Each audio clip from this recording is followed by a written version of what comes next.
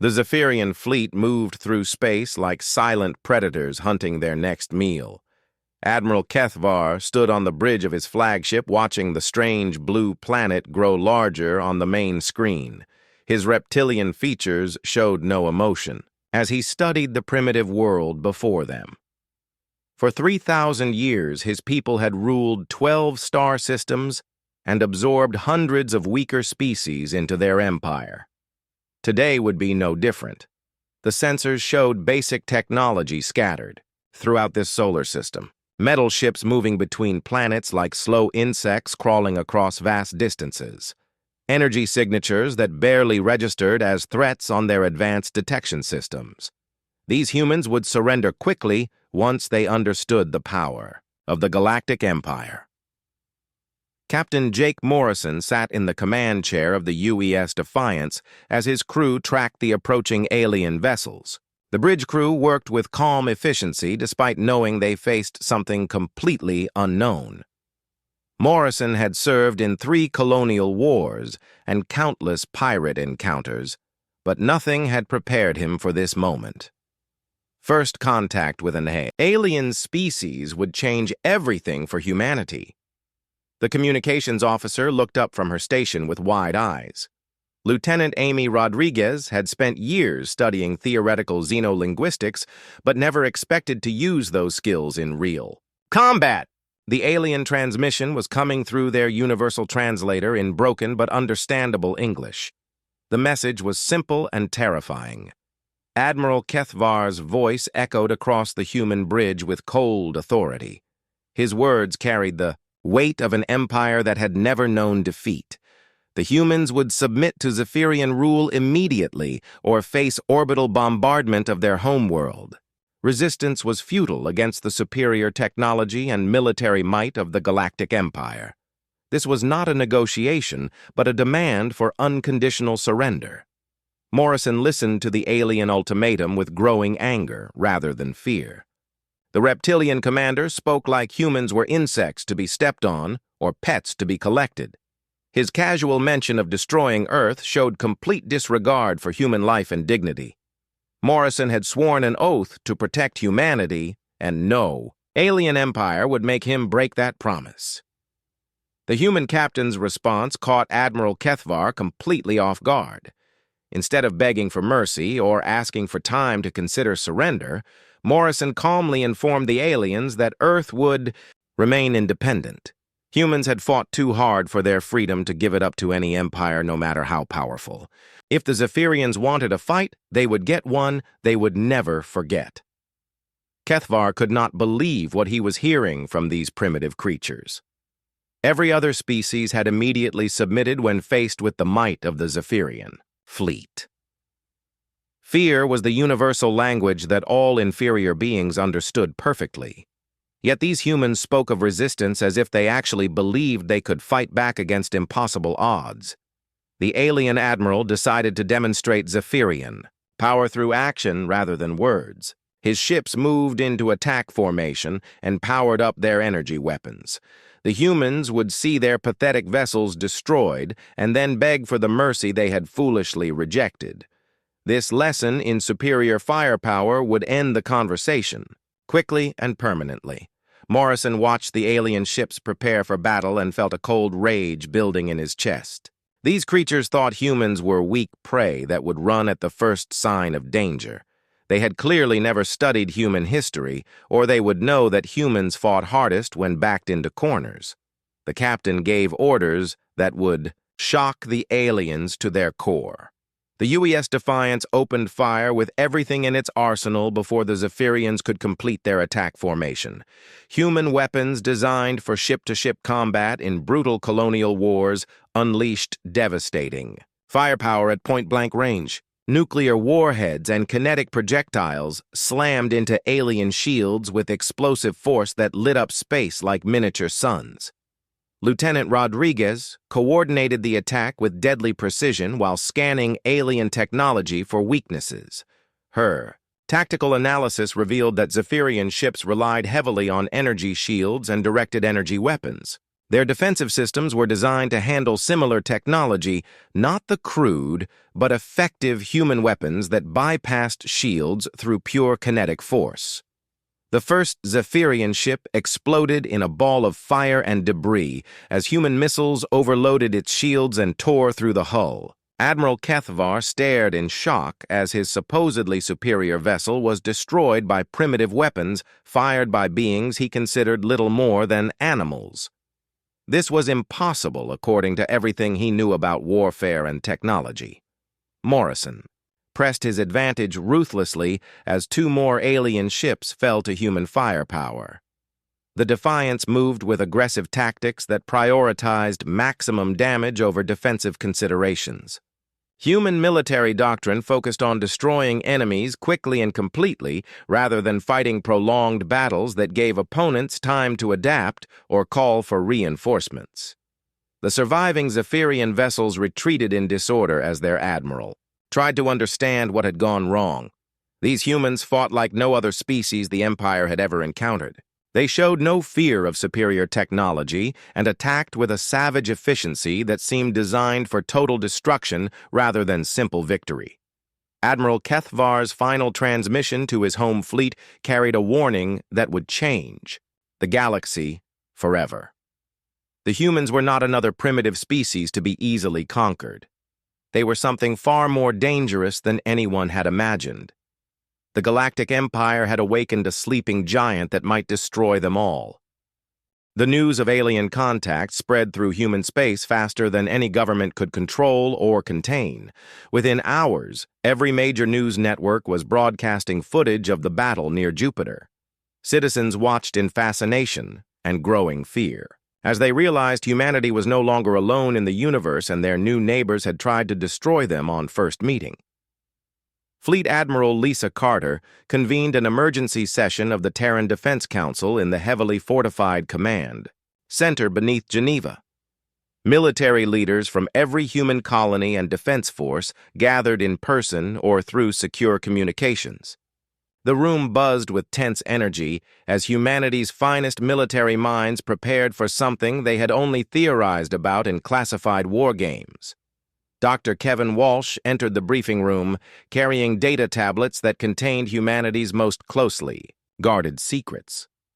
As head of the Terran Military Research Division, he had spent decades developing weapons and strategies for conflicts that might never happen.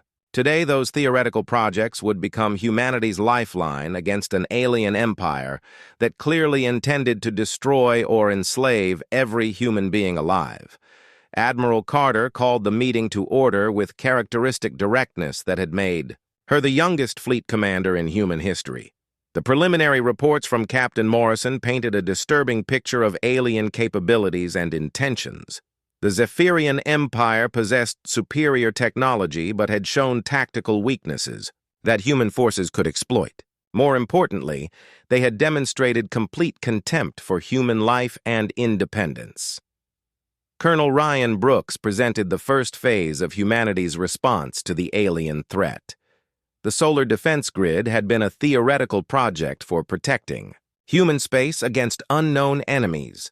Now it would become reality as automated weapon platforms and missile bases were deployed throughout the solar system. Unlike traditional defensive strategies that protected key locations, humans would turn their entire star system into a weapons platform. The colonel's briefing revealed the fundamental difference between human and alien military thinking.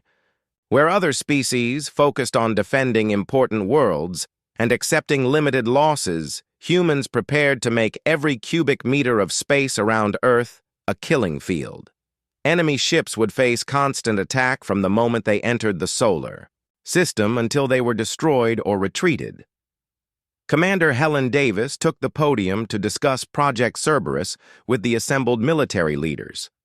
The classified program represented humanity's most ambitious military development, combining artificial intelligence with autonomous warships designed for deep space operations. These vessels would operate independently behind enemy lines, hunting down alien supply ships and military installations without requiring human crews. The Cerberus project embodied humanity's unique approach to existential threats. Rather than simply defending against attack, humans would create weapons specifically designed to hunt down and eliminate the source of danger.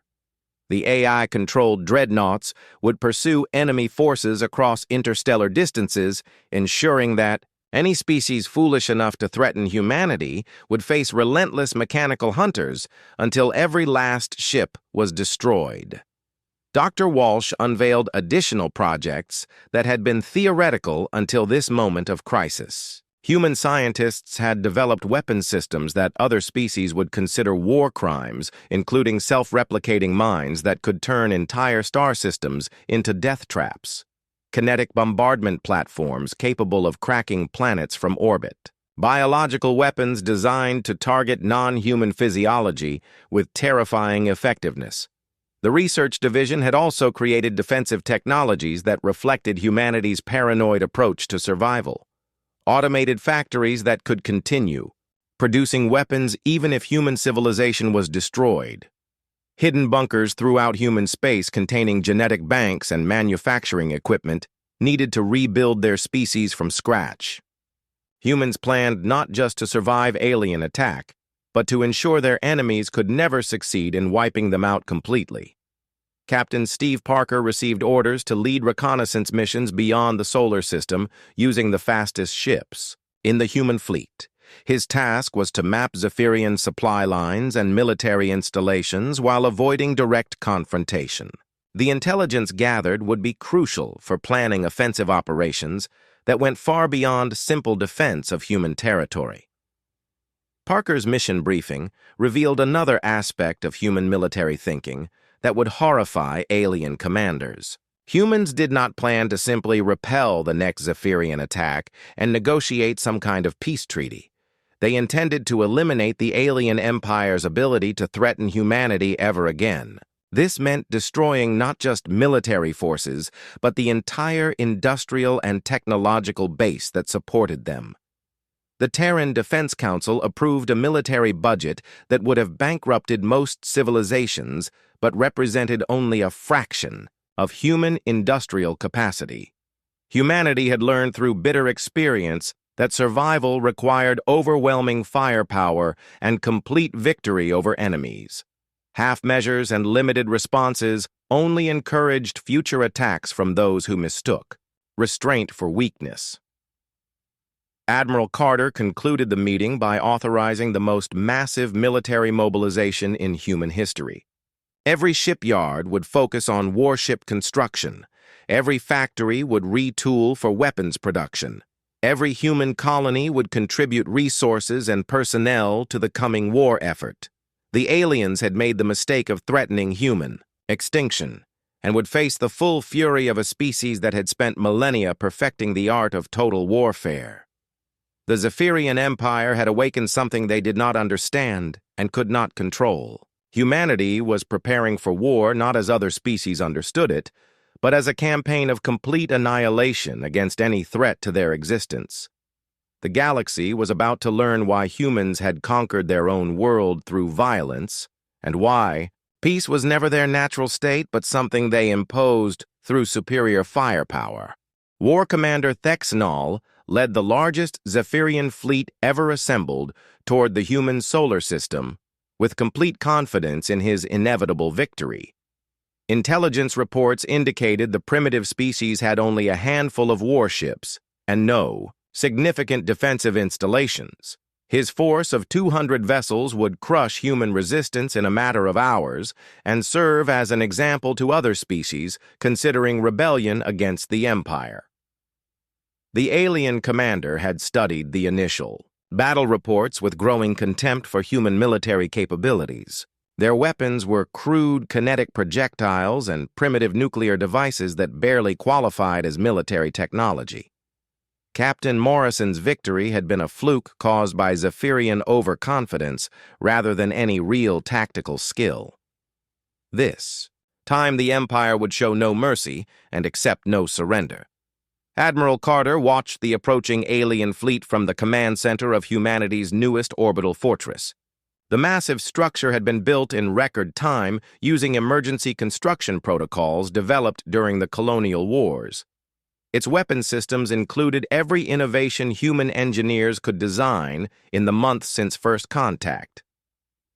The aliens would face firepower they could not imagine from a species they considered technologically inferior.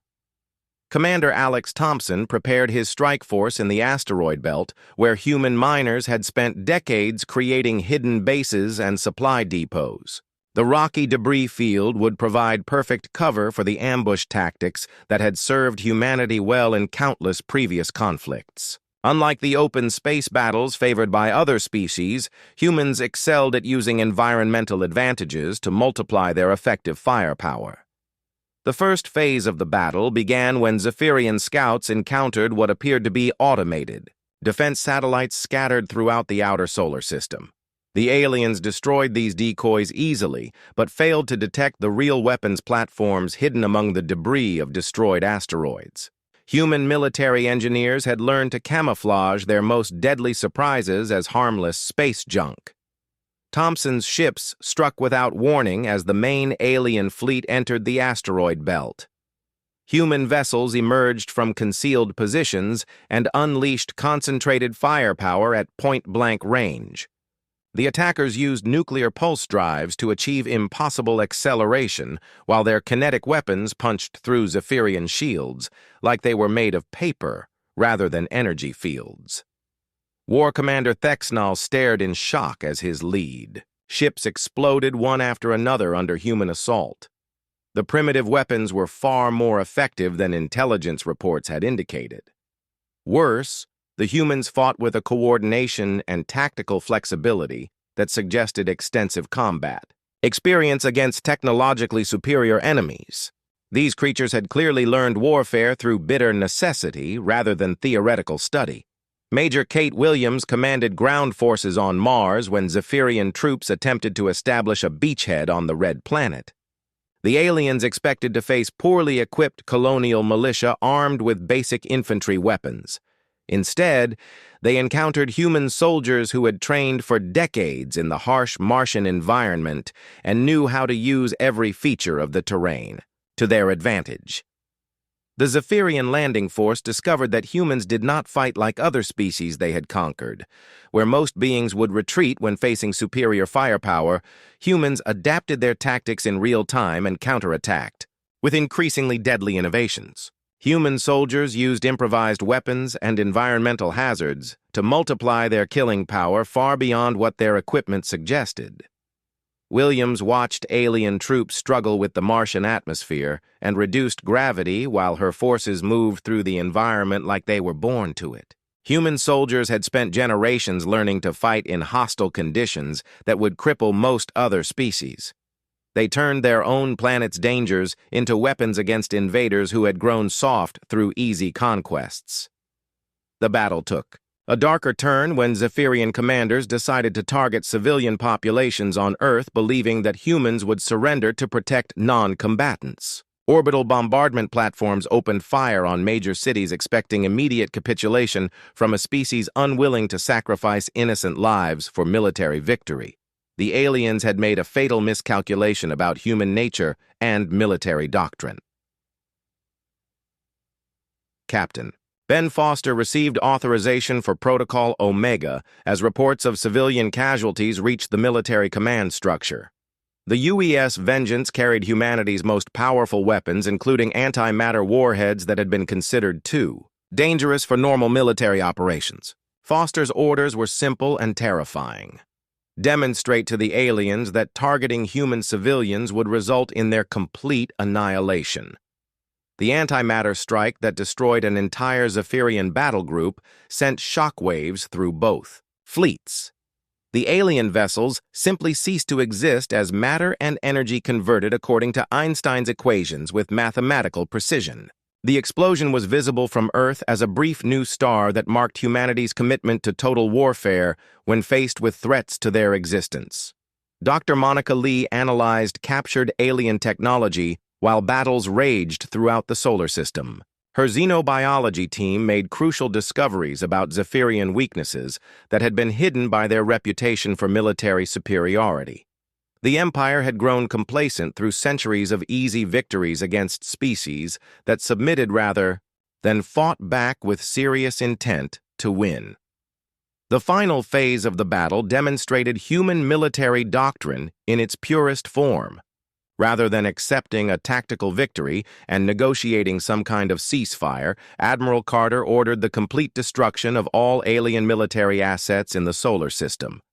Human forces hunted down every surviving Zephyrian ship and eliminated them with methodical efficiency that left no doubt about humanity's intentions. War Commander Thexnol transmitted his final report to the Zephyrian Empire as his flagship died around him. The humans did not fight for territory or resources like other species. They fought for the complete elimination of threats to their survival.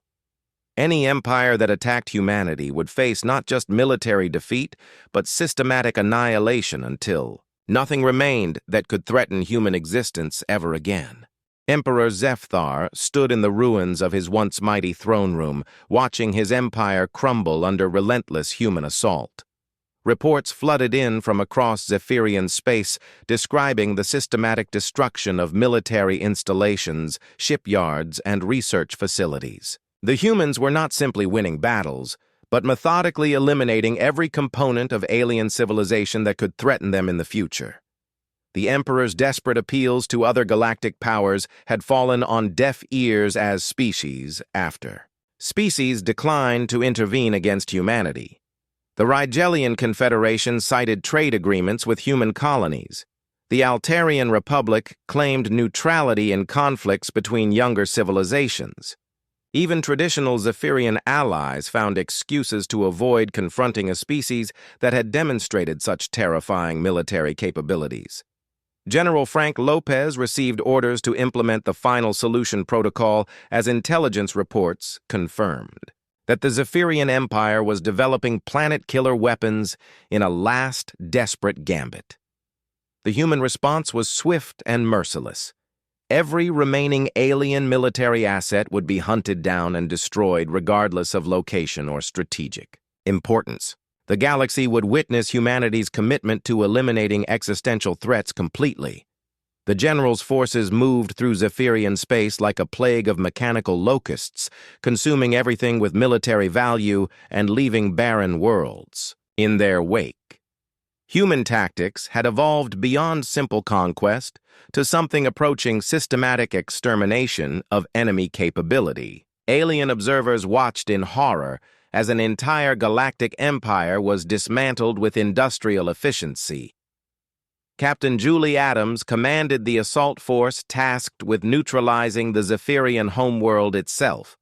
The UES Nemesis carried weapons. That represented the pinnacle of human military technology, including devices that most species would consider crimes against nature. Adams had volunteered for the mission, knowing that her actions would either secure humanity's future or damn her to infamy across the galaxy.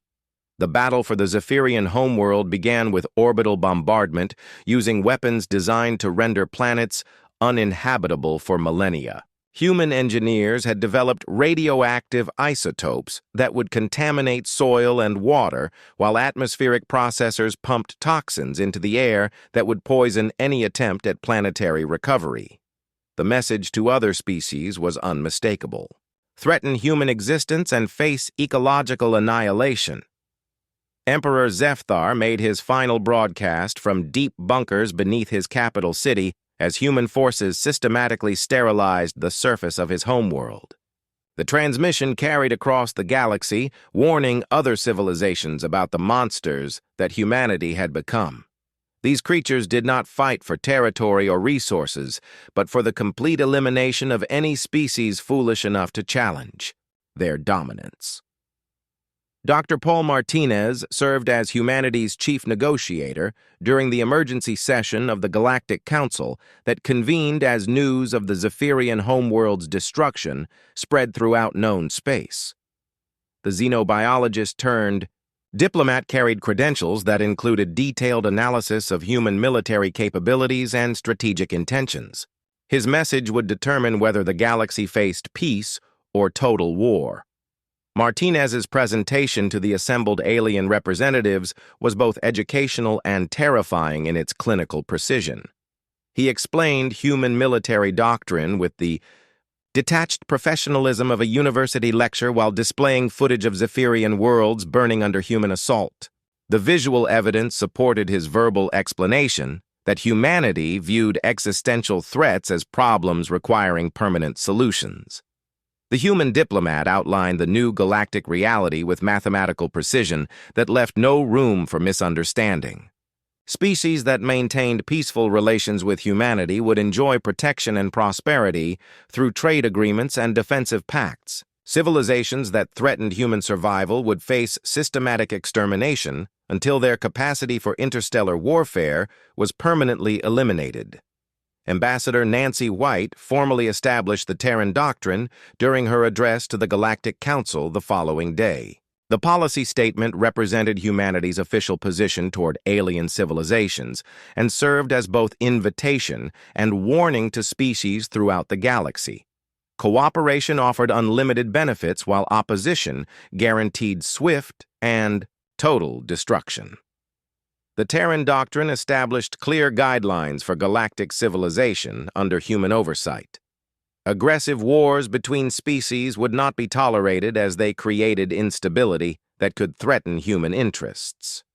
Trade. Disputes would be resolved through arbitration rather than military action. Most importantly, any development of weapons capable of threatening human worlds would result in immediate preemptive strikes against the offending civilization. Admiral Carter reflected on humanity's transformation from a single-world species to the galaxy's undisputed military superpower during the victory celebration aboard her flagship. The former Zephyrian territories had been designated as dead zones, serving as permanent monuments to what happened when aliens mistook human restraint for weakness. Other species now competed frantically to offer humanity favorable trade agreements and defensive treaties.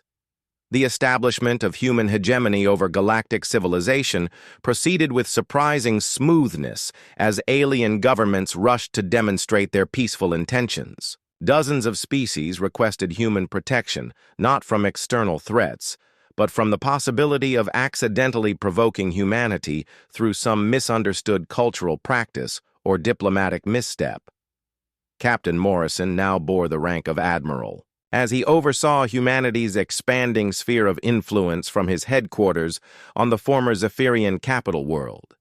The planet had been terraformed using human technology that transformed the poisoned wasteland into a garden world suitable for human colonization. The transformation served as proof that humanity could create as efficiently as they destroyed when properly motivated.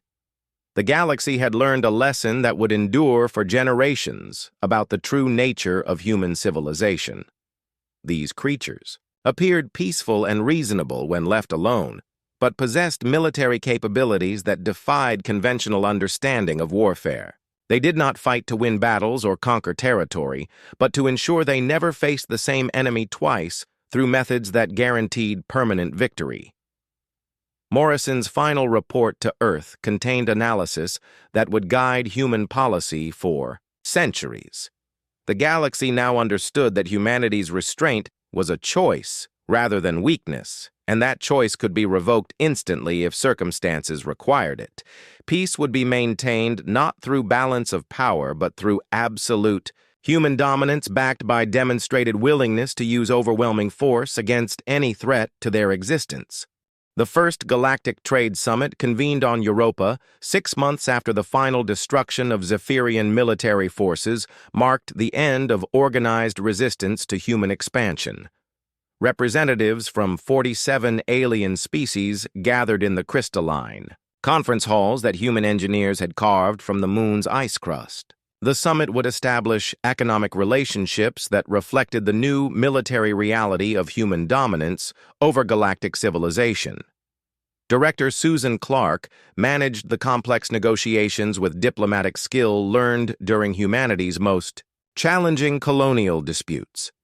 The former corporate executive understood that sustainable peace required mutual benefit rather than simple submission to superior force.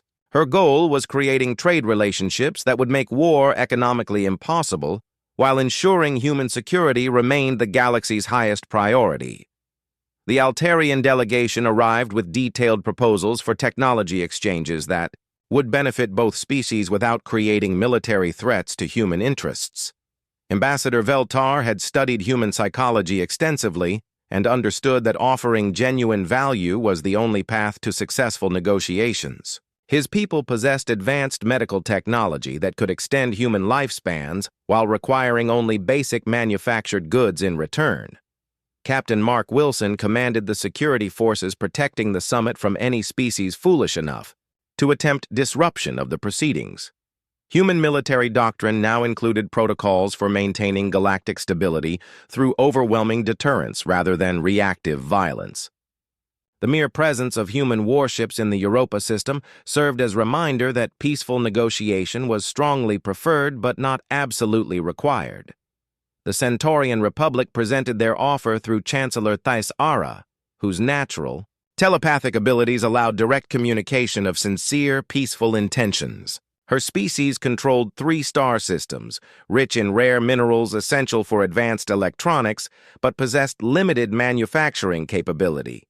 The proposed trade relationship would exchange raw materials for finished products while establishing human colonies that would serve as regional peacekeeping bases.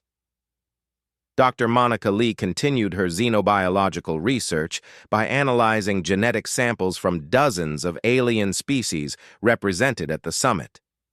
Her work had expanded beyond military applications to include medical and agricultural innovations that could benefit both human and alien populations.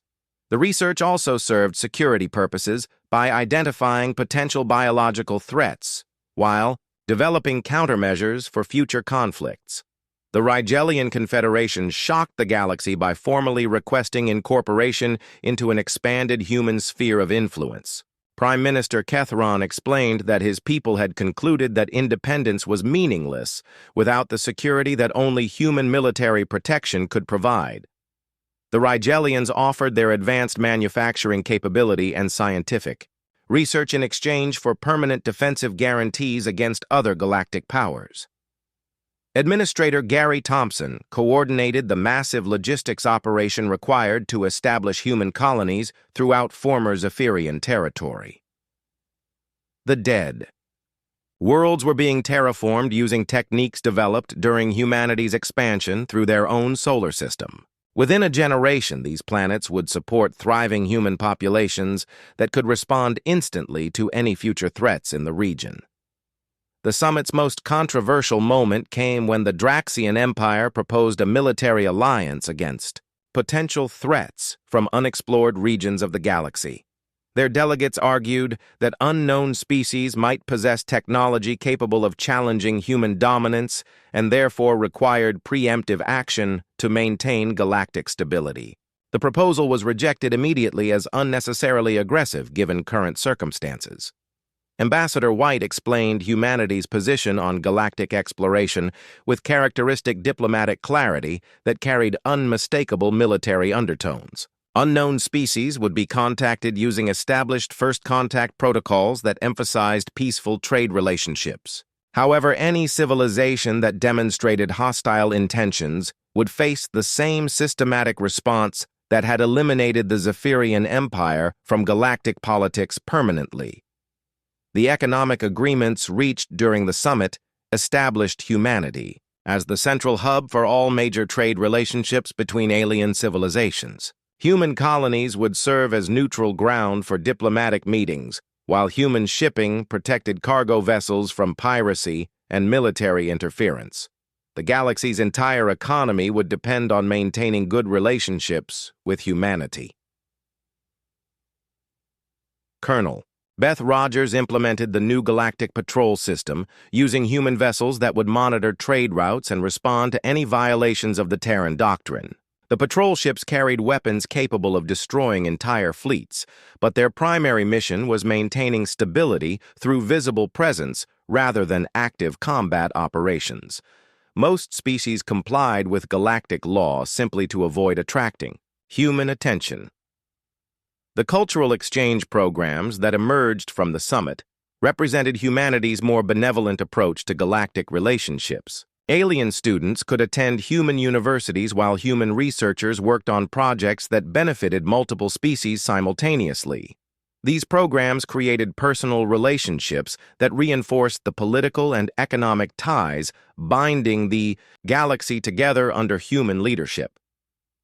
General Lisa Hayes commanded the Rapid Response Forces stationed throughout human space, ready to deploy anywhere in the galaxy within days of receiving deployment orders. The forces included both human personnel and allied alien units that had proven their loyalty during the Zephyrian conflict. The mixed units demonstrated that cooperation with humanity offered genuine partnership rather than simple subjugation. The establishment of the Galactic Banking Consortium under human oversight created financial instruments that made large-scale warfare economically impossible for most species. Credit systems and trade agreements were structured so that military aggression would result in immediate economic collapse for any civilization foolish enough to threaten galactic stability. Peace became the only rational economic choice for any species wanting to participate in galactic civilization. Ambassador Martinez concluded the summit with establishment of the annual Galactic Council meetings that would be held on rotating human worlds throughout the galaxy. The meetings would address disputes through diplomatic negotiation while serving as regular demonstrations of human commitment to peaceful coexistence. Species that participated honestly in the process would prosper, while those who attempted deception would face immediate consequences. The galaxy had entered a new era of peace and prosperity under human hegemony, but the foundation of that peace remained humanity's demonstrated willingness to annihilate any threat to their existence. Alien civilizations understood that their survival depended on maintaining human goodwill through honest cooperation and avoiding any actions that might be interpreted as hostile to human interests. The exploration vessel UES Discovery pushed through hyperspace toward the edge of charted galactic territory where long-range sensors had detected artificial energy signatures suggesting another spacefaring civilization. Captain Ellen Hayes commanded the first major exploration mission since humanity had established dominance over known space. Her orders emphasized peaceful contact, but included authorization for immediate military response if the unknown species proved hostile. Dr. Andrew Parker studied the sensor data from his xenobiology laboratory while the ship traveled toward what appeared to be a thriving stellar civilization with technology comparable to the former Zephyrian Empire. The unknown species had avoided contact with known galactic powers for unknown reasons, but their energy signatures suggested industrial capability that could support significant military forces. Admiral Morrison reviewed the mission parameters. From his headquarters on New Zephyr, where human colonists had transformed the former alien capital into a monument to human determination. The exploration mission would test whether humanity's reputation had spread beyond charted space and how other species would react to contact with the galaxy's new dominant power. The Discovery dropped out of hyperspace at the edge of the unknown species territory and immediately detected massive artificial structures orbiting their primary star. Captain Hayes ordered full defensive protocols while transmitting standard first contact messages in the universal mathematical languages developed by the Galactic Council. The response came within hours, using communication methods that suggested sophisticated technology. The aliens identified themselves as the Vectari Collective and expressed surprise at contact with species from the inner galaxy. Their messages carried detailed historical records showing they had deliberately avoided expansion toward known galactic civilization for fear of triggering conflicts with established powers. The Vectari had built their society around defensive isolation rather than territorial expansion. Commander Ross Mitchell analyzed the alien communications and military preparations that became visible as the Vectari fleet moved to investigate the human vessel. The aliens possessed impressive technology, including energy shields and directed weapons comparable to anything humanity had encountered. However, their ships appeared designed for system defense rather than offensive operations across interstellar distances. Dr. Parker's initial analysis of Vektari biology revealed a silicon-based species that had evolved on high-gravity worlds with methane atmospheres completely incompatible with human physiology.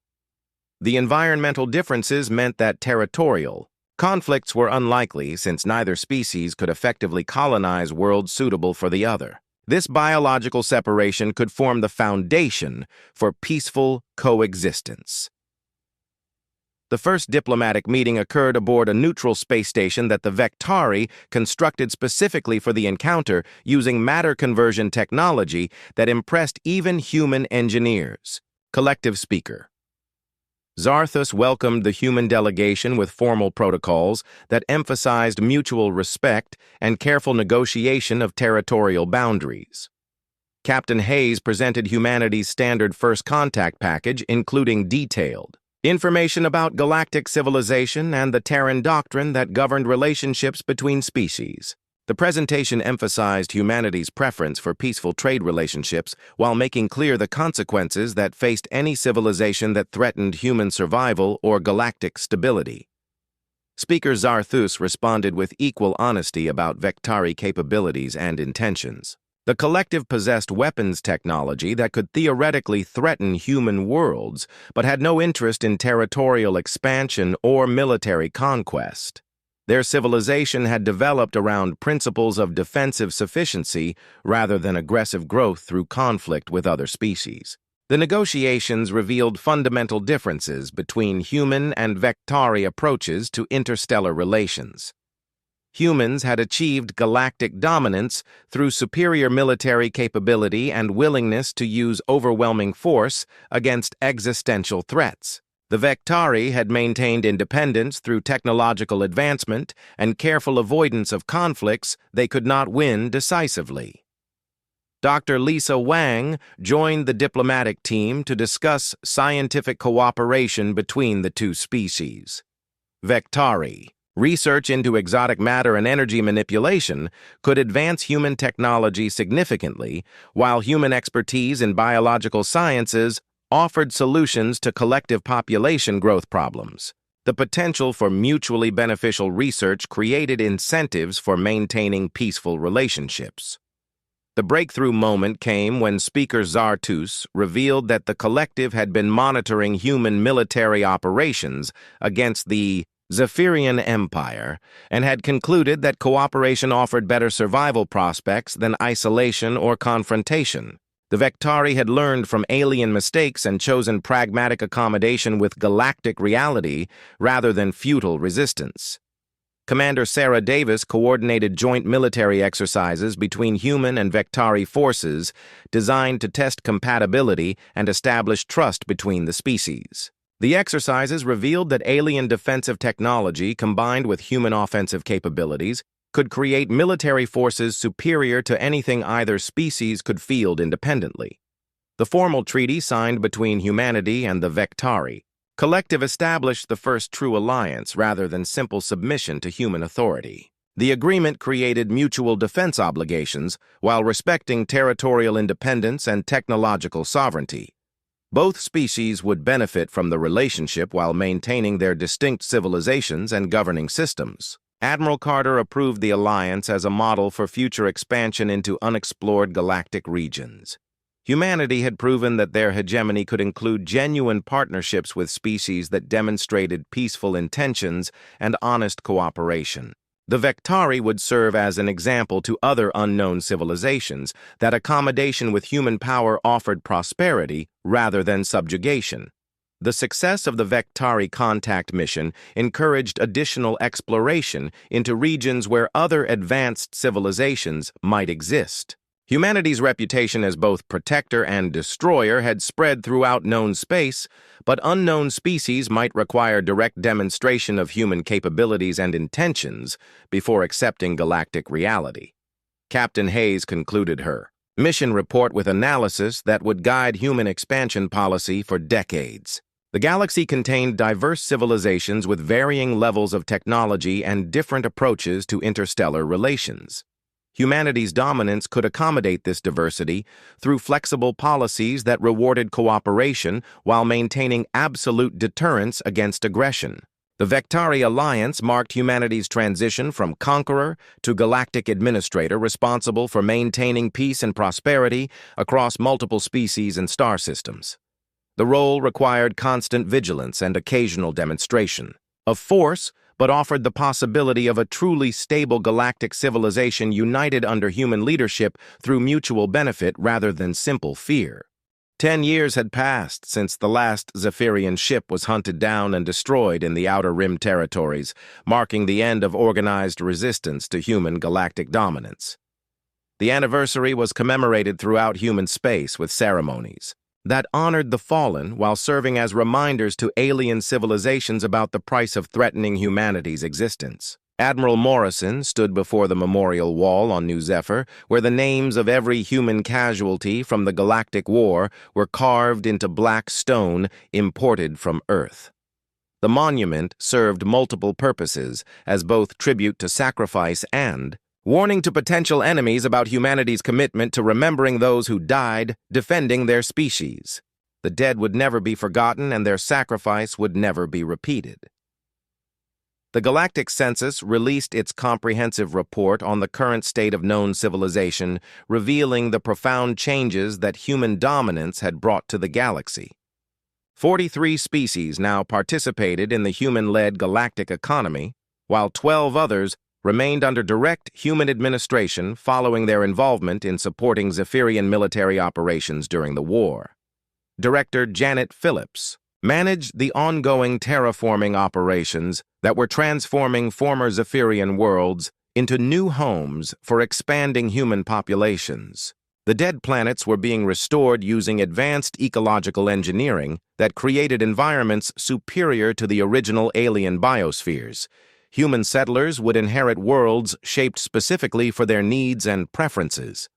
The establishment of the Galactic Defense Force marked humanity's transition from purely human military operations to integrated forces that included alien auxiliaries serving under human command. General Kevin Brooks commanded mixed units that demonstrated how cooperation with humanity offered advancement opportunities for alien species while ensuring that all major military assets remained under direct human control. Dr. Monica Lee published her landmark study on comparative military doctrines that analyzed why human forces had achieved such decisive victories against supposedly superior alien technology. The research revealed that most galactic civilizations had developed military traditions focused on limited conflicts and symbolic victories rather than the total warfare that humans considered normal. The study's conclusions were distributed throughout alien military academies as educational material about human strategic thinking. Foreign officers learned that humans planned every conflict as if their species' survival depended on victory, and prepared weapon systems designed to eliminate enemies rather than simply defeat them. This fundamental difference in approach explained human military superiority despite technological disadvantages. Ambassador Nancy White celebrated the 10th anniversary of the Terran Doctrine by addressing the expanded Galactic Council from the new chambers built on Luna to accommodate representatives from all known civilizations. Her speech reflected on the peace and prosperity that human leadership had brought to the galaxy while acknowledging the harsh methods that had been necessary to achieve stability. The ambassador's presentation included economic data showing unprecedented growth in interstellar trade and scientific cooperation between species that had previously remained isolated due to fear of military conflicts.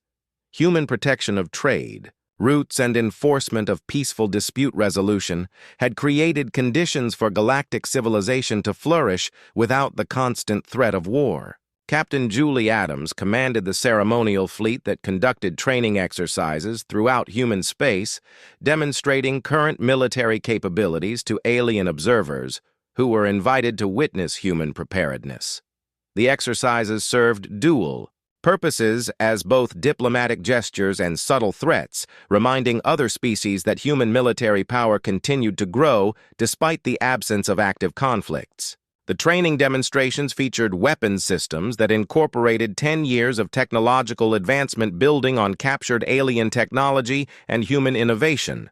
The new generation of human warships possessed capabilities that exceeded anything deployed during the Zephyrian War, while automated defense systems could protect human worlds against threats that exceeded current alien military capacity.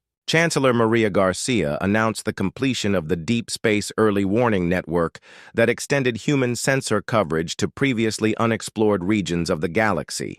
The system would detect potential threats decades before they could reach inhabited worlds while providing detailed intelligence about unknown civilizations that might require incorporation into the human sphere of influence. The network represented humanity's commitment to preventing future existential threats through early detection and preemptive action when necessary.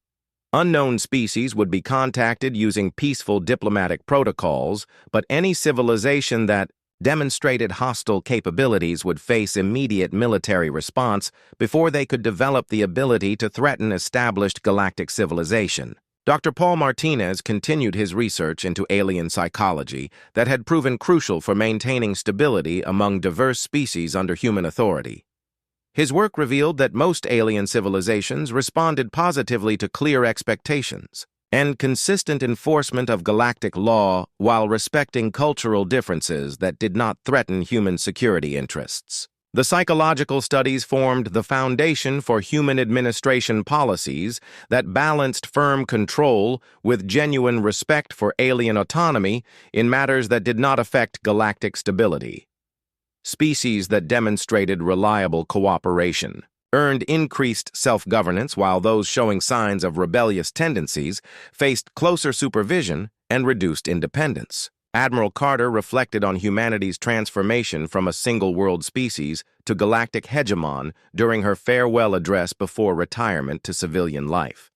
The speech was broadcast throughout human space and transmitted to allied alien civilizations as a summary of human achievements and future intentions regarding galactic leadership.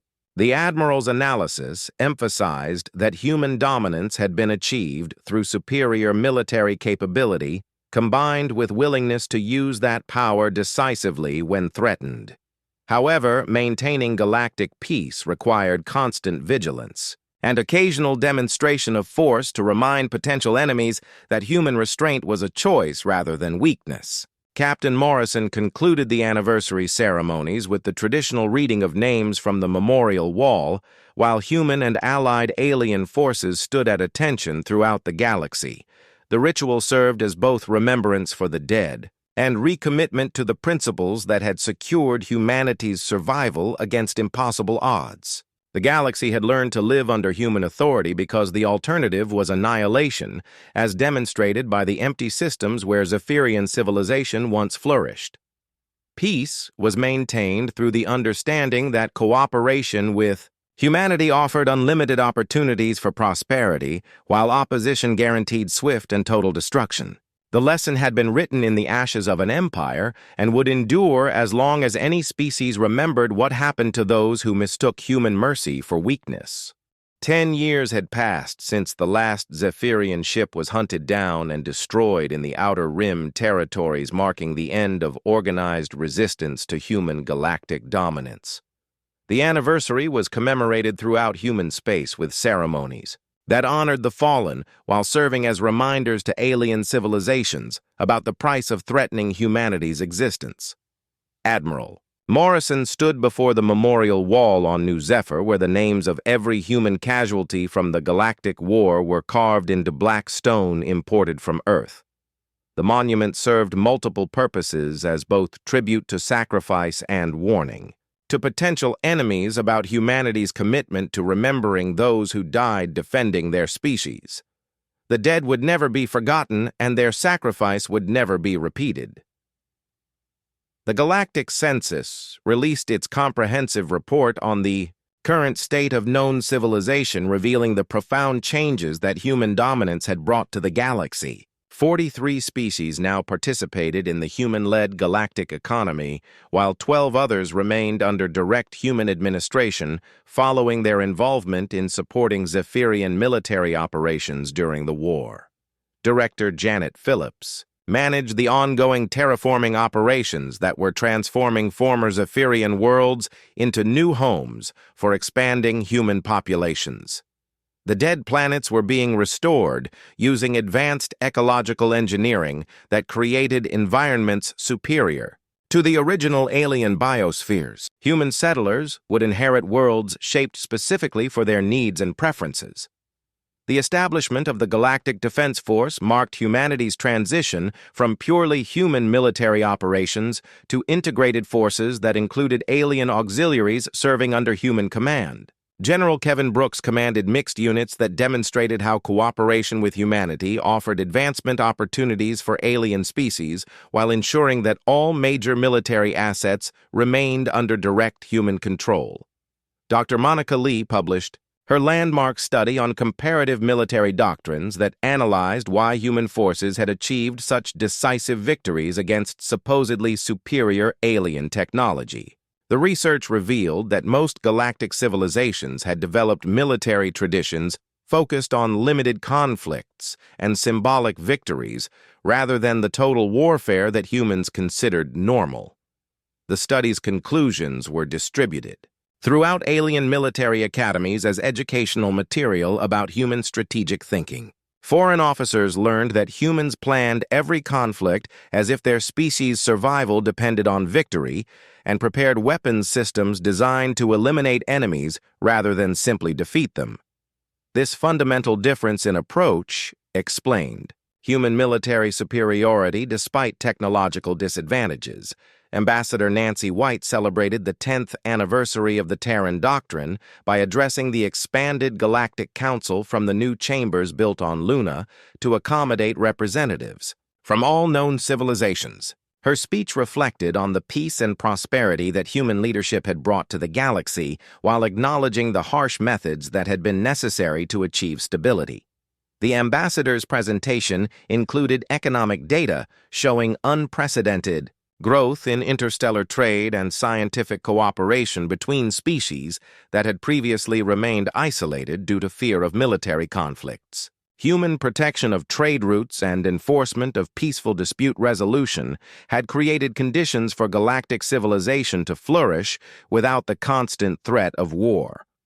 Captain Julie Adams commanded the ceremonial fleet that conducted training exercises throughout human space, demonstrating current military capabilities to alien observers who were invited to witness human preparedness. The exercises served dual purposes as both diplomatic gestures and subtle threats, reminding other species that human military power continued to grow despite the absence of active conflicts. The training demonstrations featured weapon systems that incorporated 10 years of technological advancement building on captured alien technology and human innovation. The new generation of human warships possessed capabilities that exceeded anything deployed during the Zephyrian War, while automated defense systems could protect human worlds against threats that exceeded current alien military capacity. Chancellor Maria Garcia announced the completion of the Deep Space Early Warning Network that extended human sensor coverage to previously unexplored regions of the galaxy. The system would detect potential threats decades before they could reach inhabited worlds, while providing detailed intelligence about unknown civilizations that might require incorporation into the human sphere of influence. The network represented humanity's commitment to preventing future existential threats through early detection and preemptive action when necessary. Unknown species would be contacted using peaceful diplomatic protocols, but any civilization that demonstrated hostile capabilities would face immediate military response before they could develop the ability to threaten established galactic civilization.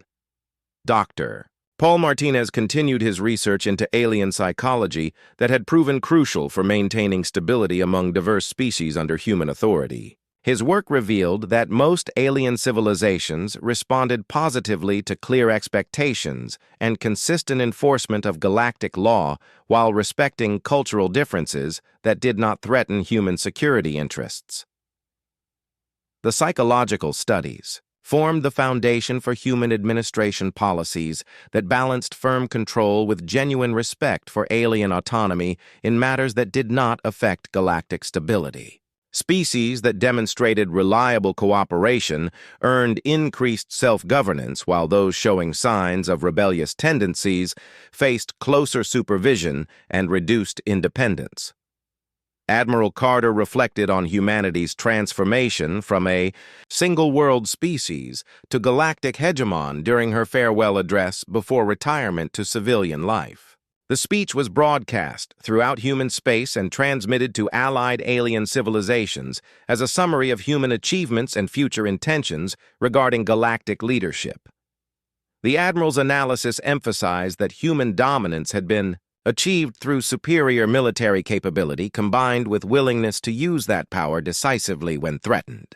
However, maintaining galactic peace required constant vigilance and occasional demonstration of force to remind potential enemies that human restraint was a choice rather than weakness. Captain Morrison concluded the anniversary ceremonies with the traditional reading of names from the memorial wall, while human and allied alien forces stood at attention throughout the galaxy. The ritual served as both remembrance for the dead and recommitment to the principles that had secured humanity's survival against impossible odds. The galaxy had learned to live under human authority because the alternative was annihilation, as demonstrated by the empty systems where Zephyrian civilization once flourished. Peace was maintained through the understanding that cooperation with humanity offered unlimited opportunities for prosperity, while opposition guaranteed swift and total destruction.